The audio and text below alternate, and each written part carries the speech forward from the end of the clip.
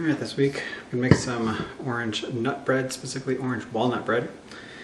For this you need some orange zest, which I've zested up beforehand. Came to about 3 oranges worth of peel.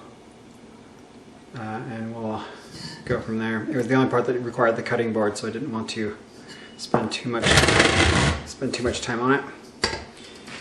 So it's an ounce of orange peel,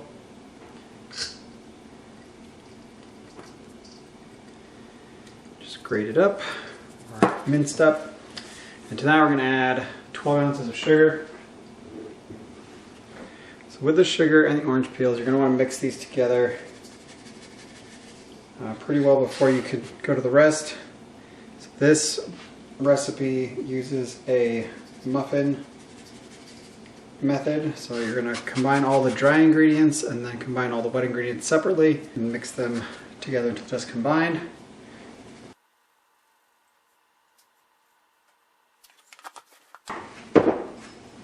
And for this you can just use a whisk.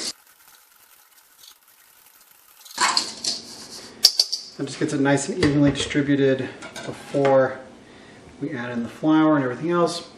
So to this we need 24 ounces of flour.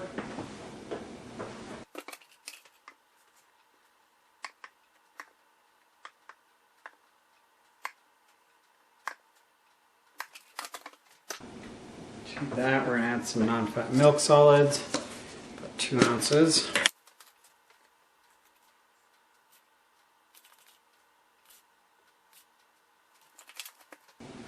An ounce of baking powder.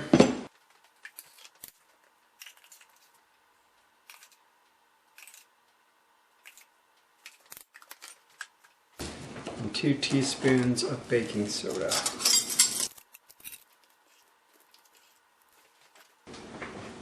Okay, to this we'll also add 2 teaspoons of salt. Add in our walnuts. Before we add the walnuts though, I'm going to remix this just to get everything combined. The orange peel is kind of spread out in it. Okay. And then to this, I'm going to add 12 ounces of walnuts.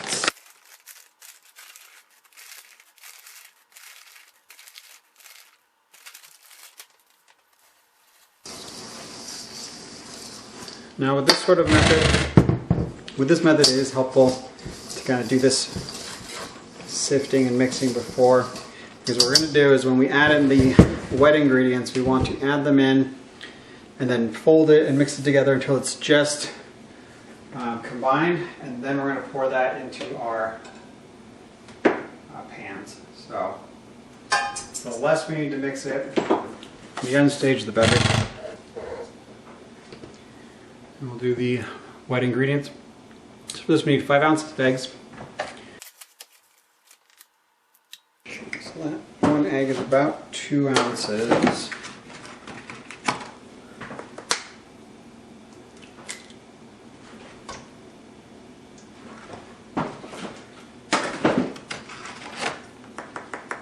Okay, because it's going to be hard to get this separated, I'm just going to do 3 eggs. 5.9 ounces of eggs. Depending on the size of your eggs, you'll have different volumes per egg. I'm not going to beat these, I'm just going to break them up so that they'll combine with everything else.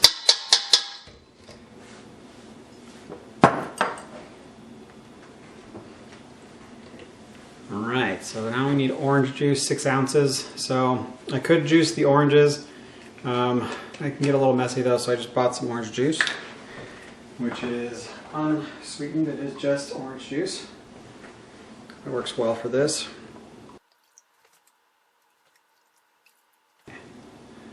There's 6 ounces. And then we need 16 ounces of water.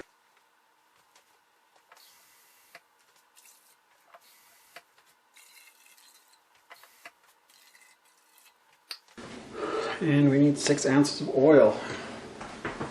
So for this you can use oil or melted butter or extreme shortening, whatever you prefer. This is just easier for me to use oil for.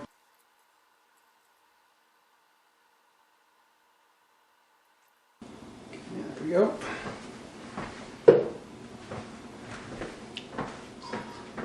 And that's all the ingredients. So we're going to get rid of the scale. I'm going to give this a good mix. Just make sure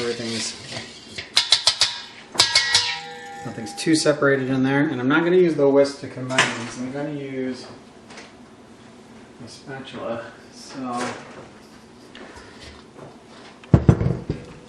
you just take the wet ingredients, pour them into the dry.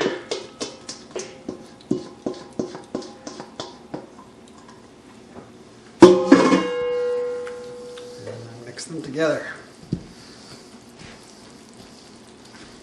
So this will not produce a dough. This is going to be more of a batter as we put it in the pans. So I'm not wanting to work flour too much, just trying to get it combined.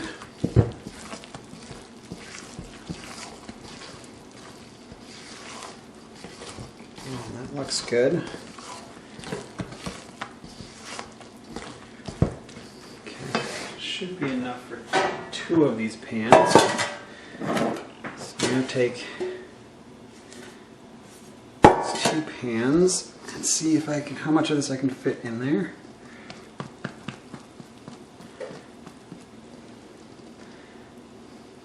Start there. That one.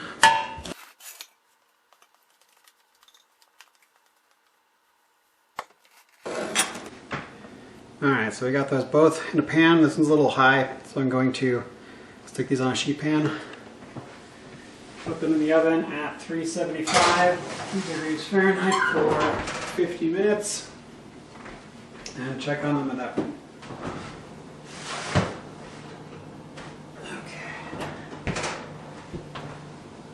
At 50 minutes, you check them.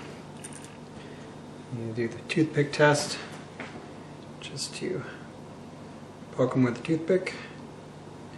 If it comes out clear or comes out without batter, then they should be done. I'm going to let these 2 rest before I try to unmold them at all.